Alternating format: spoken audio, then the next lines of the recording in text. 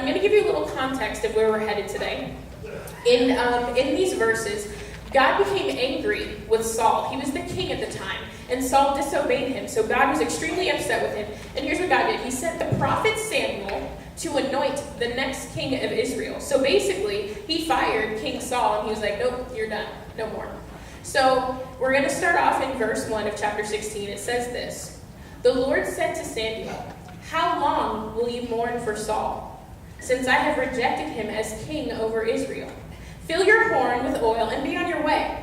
I am sending you to Jesse of Bethlehem. I have chosen one of his sons to be king." But Samuel said, "How can I go? If Saul hears about it, he will kill me." The Lord said, "Take a heifer with you and say, 'I have come to sacrifice to the Lord.' Invite Jesse to the sacrifice, and I will show you what to do. You are to anoint for me the one I indicate." So here's what's happening. God gives Samuel this assignment to go and anoint this next king. But he doesn't really give him much detail. He doesn't tell him who to go and find. He doesn't tell him what to look for in this person. He just says, go, be on your way. Now, a lot of times that's what happens to us. We get these assignments where we feel like God's telling us to do something, and we expect him to just give us this plan, and he's going to say, step 1 through 8, here you go, be on your way. But that's not how it goes. So Samuel had to be obedient and follow God's instruction and just take that first step. So we'll continue reading in verse 4.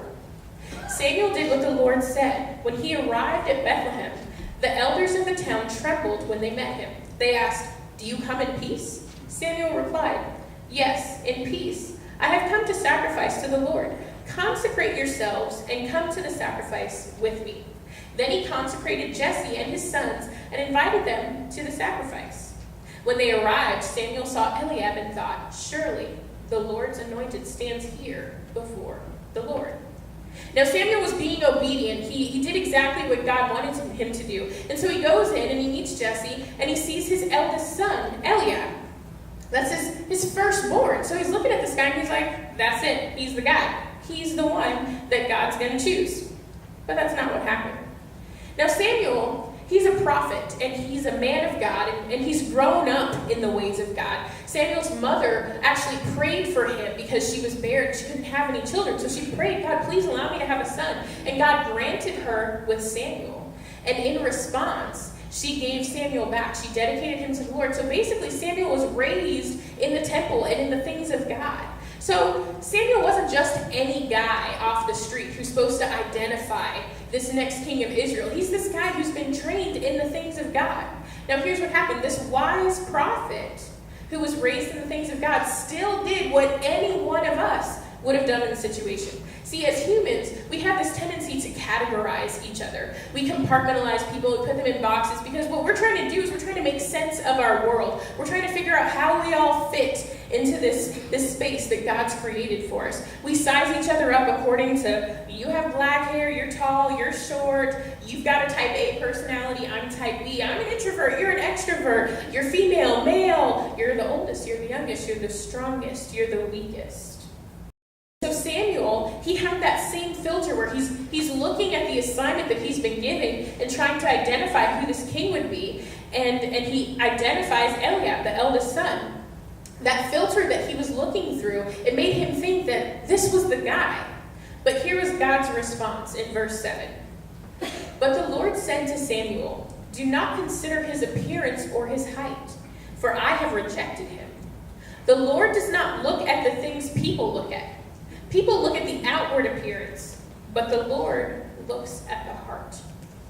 Now, in that short verse, God corrects Samuel. He puts him on the right thinking path because he gives him a different filter.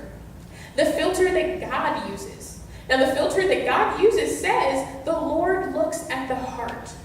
Now, in the rest of the story, Samuel goes through each son of Jesse. He starts off with Abinadab and then Shammah, and he goes through 7 of the sons.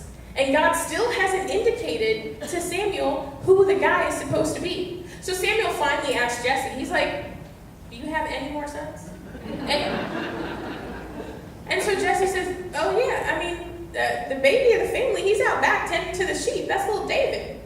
So they bring in David, who's the youngest in the family, and that's when God indicates to Samuel and says he is the one rise up and anoint him. And so we see here the difference.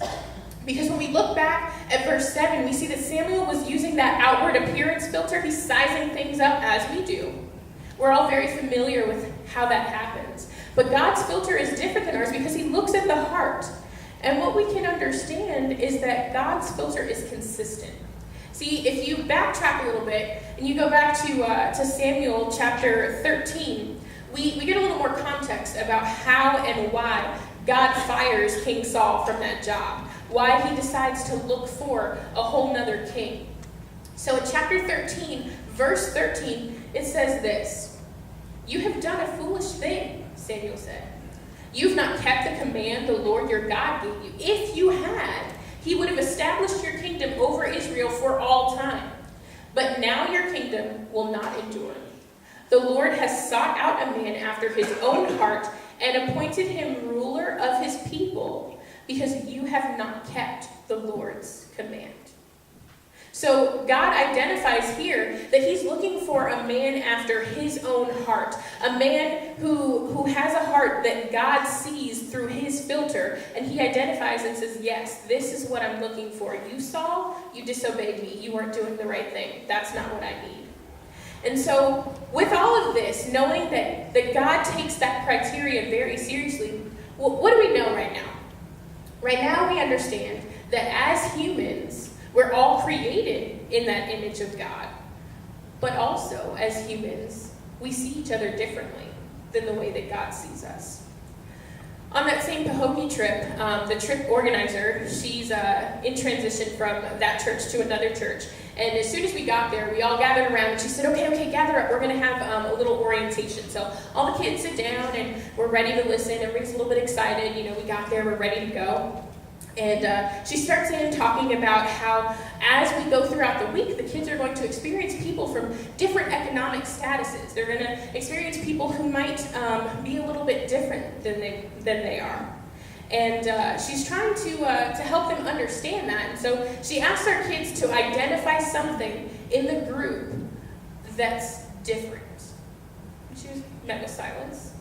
And so she says, okay, all right, what's something that all of you have in common?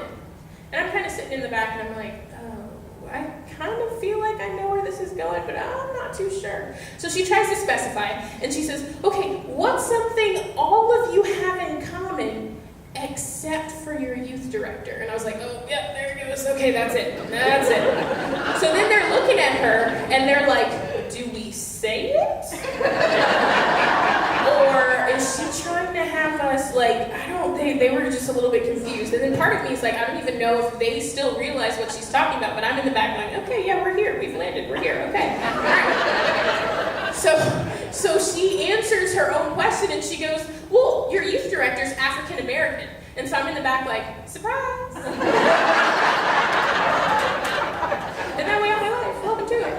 Okay, so she's there, and the kids are kind of looking around like, what? Oh my gosh.